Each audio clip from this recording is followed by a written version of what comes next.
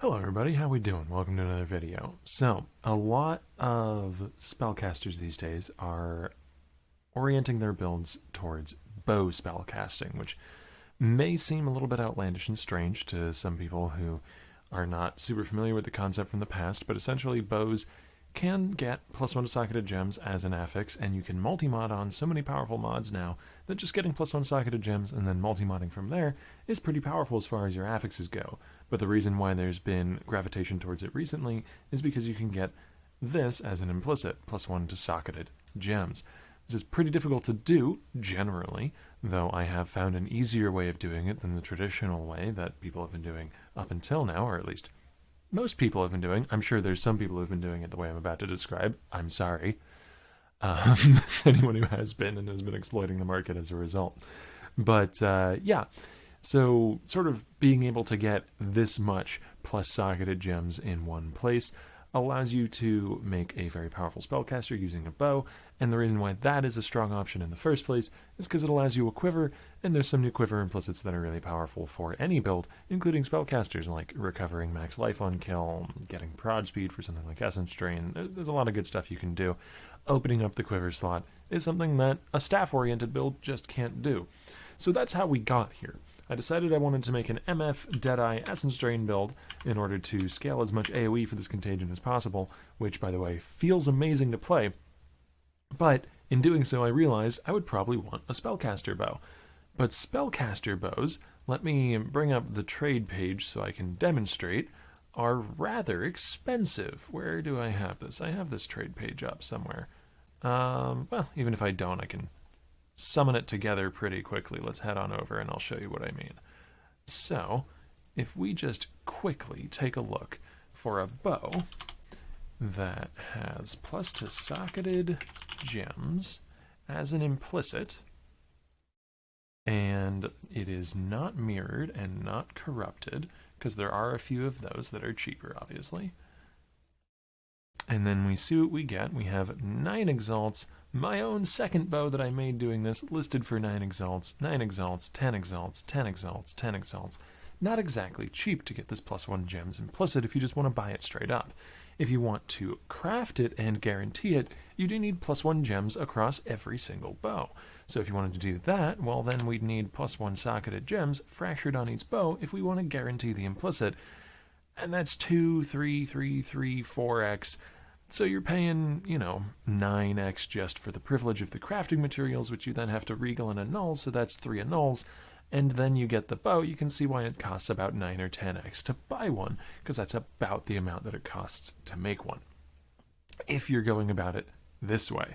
However, I found a way, which, while not guaranteed, like using +1 fractured gems locked in, does give you a +1 gems bow decently often, about 1/5 of the time, and it's much, much cheaper. So what I did to get this thicket bow, and what I did as well to get this highborn bow, imperial bow, and what does seem to be fairly repeatable because this took me about 5 overall tries, is buying bows that have a single locked-in suffix. So these ones, for instance, are a good example. They both have locked-in cold resistance. Make sure they're a good base as well. Thicket bow is pretty darn good. It has the highest base APS. It doesn't have a very high dex requirement.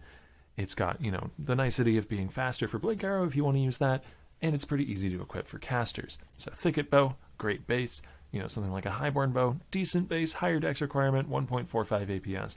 But you look for bows that have a single locked-in suffix, and you make sure you get 3 bows that all have the same locked-in suffix. Now, it doesn't have to be literally the same. These just both happened to roll 36. It could have been any amount of cold resistance, just so long as it's the same value.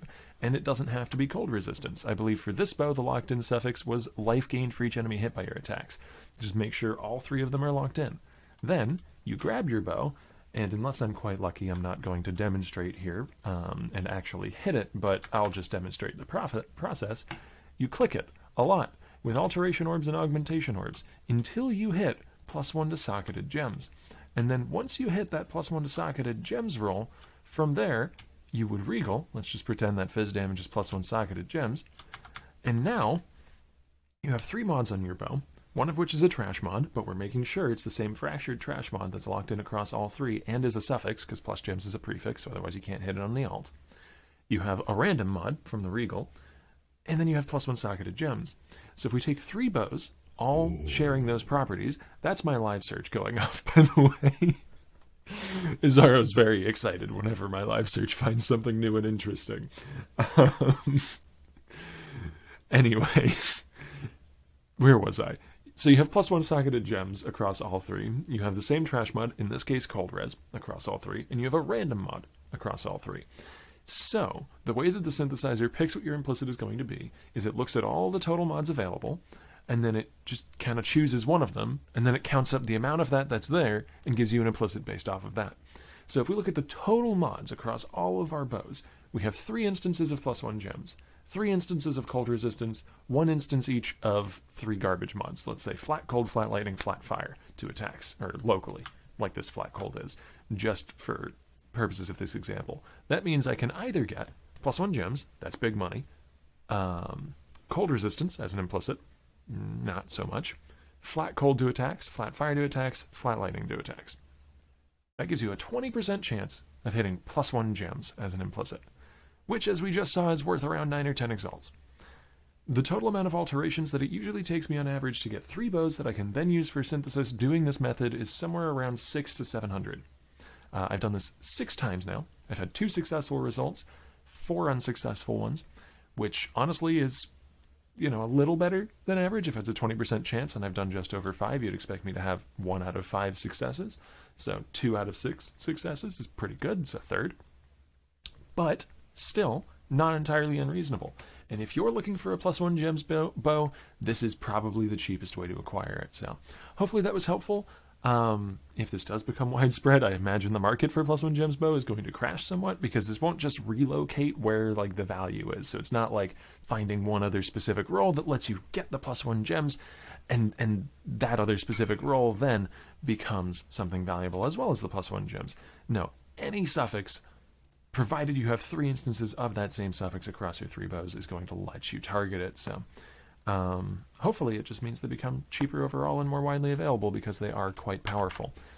But that being said, this was a fun little corner of the market to discover, and one of my favorite things about this league actually is figuring out these edge cases. So I hope it was helpful, and I hope to see you in the next one.